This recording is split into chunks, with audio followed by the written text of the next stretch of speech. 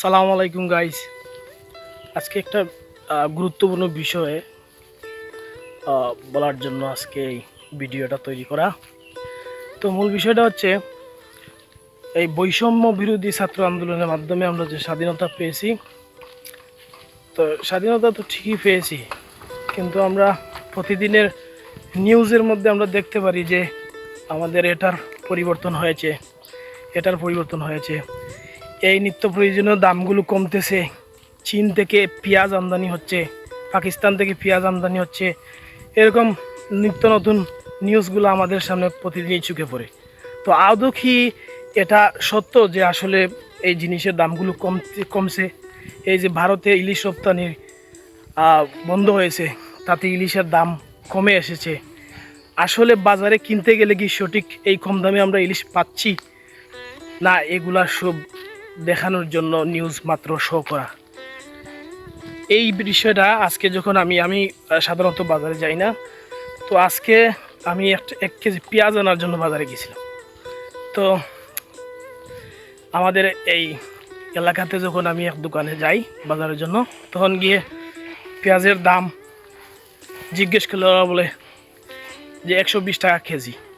অথচ আমি বিগত এক সপ্তাহ যাবৎ জানছি যে পেঁয়াজের দাম কমে বর্তমানে 70 থেকে 80 টাকা পর্যন্ত নেমে আসছে।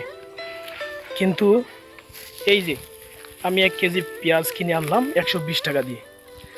তো আমার কথা হচ্ছে, আসলে কি ওইগুলা শুধু এই নিউজ করার জন্য এই দামগুলা কি নির্ধারণ করা হয়, নাকি আসলে এই প্রতিদিনের যে ভুক্তভোগী মানুষগুলার ক্রয় বিক্রয়ের জন্য আসলে এই দামগুলো নির্ধারিত? সুতরাং গাইজ, সকল দেশ জনতা এবং ভুক্তভোগীদের কাছে এটাই আবেদন যে আমাদের যা নিউজ করা হয় তা সত্য কিনা এবং তা অনুযায়ী কাজ হচ্ছে কিনা তার বিরুদ্ধে রুখে দাঁড়ানো, এবং সঠিক জিনিসটা সব জায়গায় যেন প্রচারিত হয় এবং তা অনুযায়ী যেন সেটা বাস্তবায়িত থাকে, সেটার দিকে আমাদের সবাইকে লক্ষ্য রাখতে হবে।